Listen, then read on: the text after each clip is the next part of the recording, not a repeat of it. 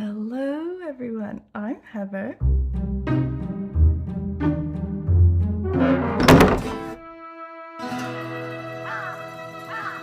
It is the first day of Shorty September. Are you ready? Are you excited? Do you have your book out ready to go for the first day of Shorty September? Okay, like, in the interest of full disclosure, okay, like full shame story now, right now. It's midnight. It's midnight on the 1st of September right now. I'm wide awake, and I feel like we should just dig in. We should just get on it, man. It's officially Shorty September. Let's just get stuck in. Like, I should actually be asleep right now. I mean, obviously, at midnight one should be asleep, but I generally am not. Okay, I'm a bit of like a night owl, at least a midnight girly. Mostly like more like a 1 a.m., 2 a.m. sort of girly. That's when I go to sleep, So I'm not good at going to bed early or getting up early, but tomorrow I have to run a 10K. I gotta run the Cardiff 10K tomorrow. I gotta get up at the butt crack of dawn. I gotta walk to town. I gotta run a 10K. So I was like gonna get to bed early. I was gonna do all this calming shit, like have a chamomile tea, get my book out, blah, blah, blah. But I was reading my book and it was good. And it was lasting ages. Do you know what I mean? Like, it's over now. It's just midnight. I'm still awake. And fuck it. Let's just do it. Let's just do Shorty September. Let's get stuck in. Okay. First book for Shorty September for today, I'm going to do So Late in the Day by Clare Keegan. Oh, I've just dropped it. This one is a super shorty. Like, it's only, I think, like, in the audiobook version, it's like an hour long. Do you know what I mean? Like, it's basically more like a really long short story rather than like a novella. But I'm down. Like, you gotta be easy on yourself for the very first day, obviously. And also, I'm actually really excited about this one. I really like Clare Keegan. So this one, I think, roughly, is this guy. He's got regrets. He like comes home after, a day at work, and he sits down in his lazy boy, gets his remote out, makes himself a microwave dinner or whatever, sits down, thinks about his regrets. I think that's what this is. I've been told it's gorgeous. I think most of Clare Keegan's ones are. I've read 2 other ones of hers and I really enjoyed them. So this one is gonna be for Paul Mescal shorts, like the extra, like the thrown in last minute bonus prompts, okay? But I'm gonna show you my prompt things now. Hold on 1 second. Okay, I put them all in here in like this little tiny envelope. Okay, we got our little Shorty September, okay?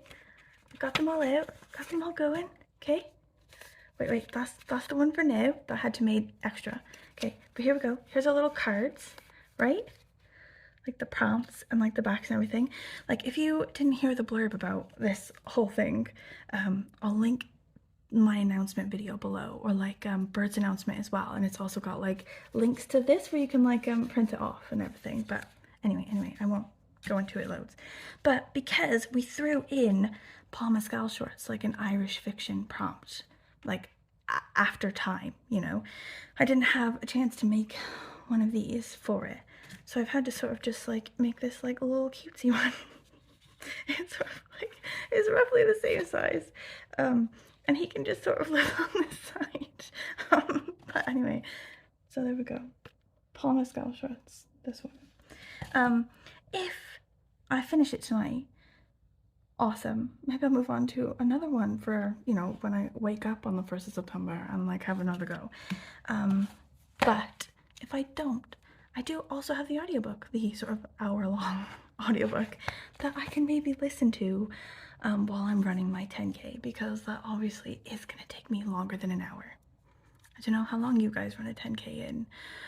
Mine's going to be like an hour and a half if nothing goes wrong. Like, best chance scenario, hour and a half, which is plenty of time to annihilate an audiobook. But we'll see how things go.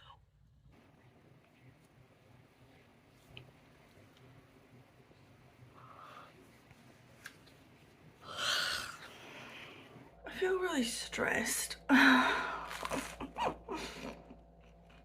There's too much on today. There's this 10K, there's this race.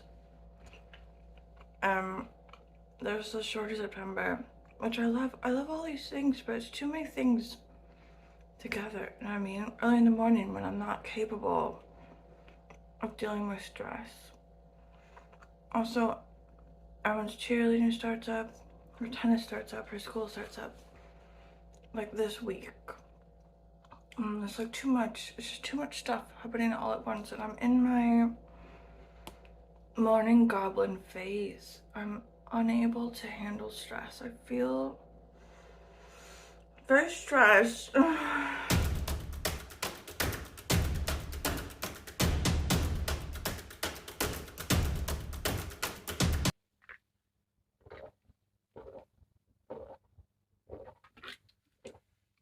Okay, we did it. High five us. What? Okay. I usually get a pint after. I usually go to town and get a pint. But no one came with me this time because James went out last night and got really drunk and then was too hungover and stayed in bed when I went to the thing this morning.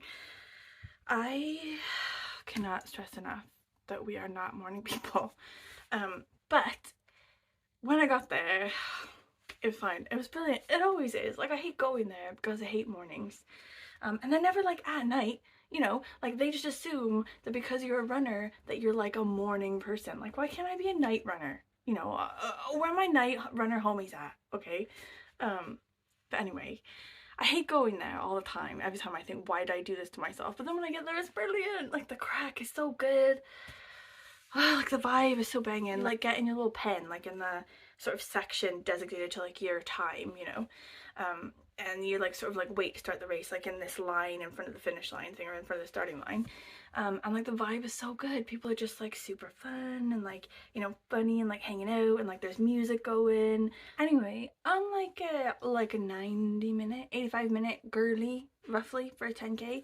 And I was chasing the 75-minute pacer guy. Like, I was like on him like his underpants, okay? I was dogging him like a bad habit. I was like focusing on the 75-minute dude like this. And in the end, I came through with 72 minutes. Like a motherfucker on fire. The 75-minute dude was behind me. Oh my god. Okay, and I was feeling well chuffed at that. I was like, I'm basically like got wings on my shoes, I'm so fast. And then I bumped into these mums from school. Like they're like other mums from the school gate, right? And they were like looking real good. They were like not sweaty, like not bright red in the face, you know, just like looked real nice and lovely. And I was like talking to them and they were like, oh yeah, we came in like roughly at an hour, you know, but oh, our watch says like 58 minutes, which I'm gonna go for instead, you know. And I was like, oh my god. Yeah, you ran that in under an hour and you look amazing. And I'm just like bright red and like just profusely spouting water from all pores and angles, with like terrible breath as well, because like my mouth has been closed that whole time, like this, like running like that. Oh my god, like why am I such an ungraceful, uncool, sweaty mess just generally, and why is everyone else so much cooler than me? But anyway, cheers to me at 72 minutes. Anyway, side note, okay, side note to the main event, which is Shorty September, and reading this book. Okay, I did not listen to any of the audiobook on my run because I was deep in that 90s hip hop. But I did read quite a bit of it last night. I read maybe halfway through it roughly. And it's cute. It's okay. Like, I really like Clare Keegan's writing style, but I'm not sure sort of where this one's going. Like, basically, we've got this guy, he works in Dublin and lives sort of like a bus route commute away from Dublin, and he's sort of going home, like, so he's spent a day at the office and it was very mediocre. He closed a spreadsheet before it was saved, you know. He had a time just sort of sitting on the closed toilet in the work, just sort of looking at the back of the toilet, you know, like having a moment. He had like a weird exchange with his boss who's like 10 years younger than him, you know, like this sort of thing. Gets on the bus, he's like hoping to have like a quiet moment, ends up next to someone who like wants to chat, you know. He's like, I don't really like want to chat, you know. he's like having that kind of day. He goes home and makes himself like a TV dinner, like a microwave dinner. He sits down and he's like sort of like giving us this like backstory about this woman named Sabine, who he obviously had some sort of romantic attachment with, and he was like gonna get married. And he like proposed to her like, you know, oh, we're not getting any younger. Should we just do it then? And she was like, I guess. Like that. And I don't know what's happened. Like, he's obviously making himself a TV dinner alone, so maybe something's happened with this relationship. I don't know. But that's where we are. And I don't know how I feel about it so far. Like, I mean, I like Clare Keegan, so I'll give her a chance. Maybe it comes out in the end, but I don't know. We'll see. Where should we go? Should we go to the store? Should we go grocery shopping? Should we go for coffee?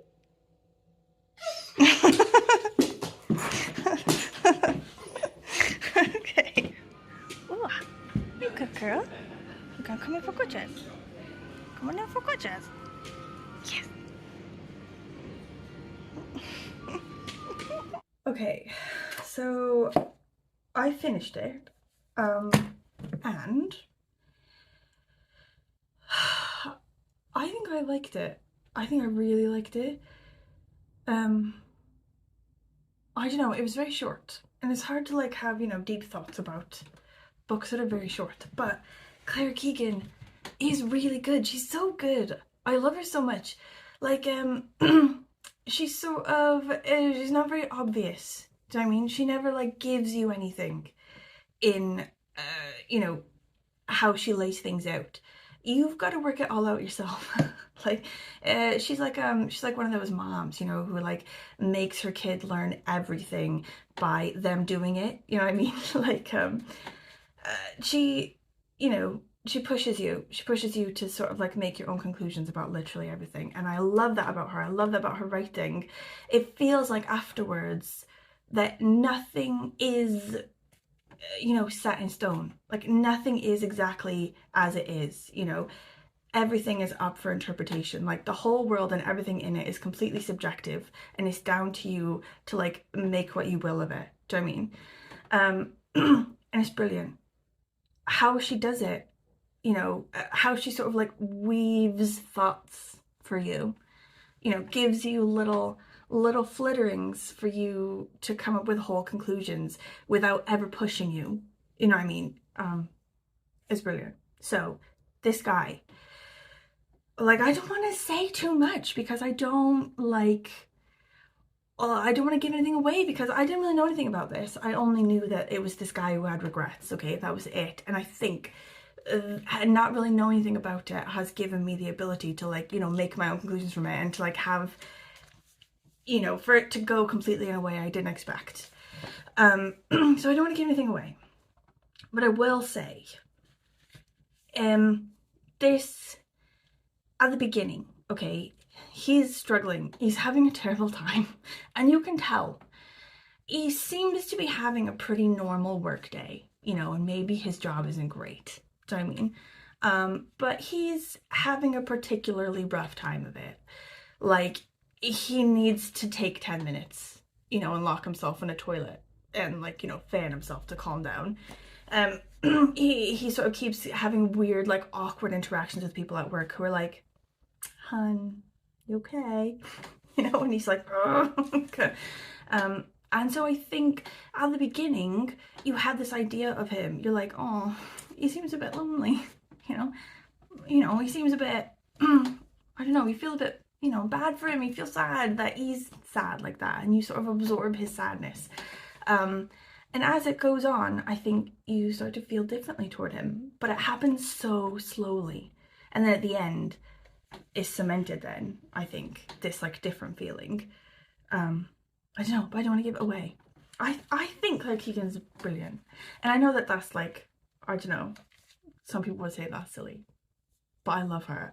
And I don't think I've read everything that she's written. I've read, this is like the third one I've read of hers now, and I think she has more out there.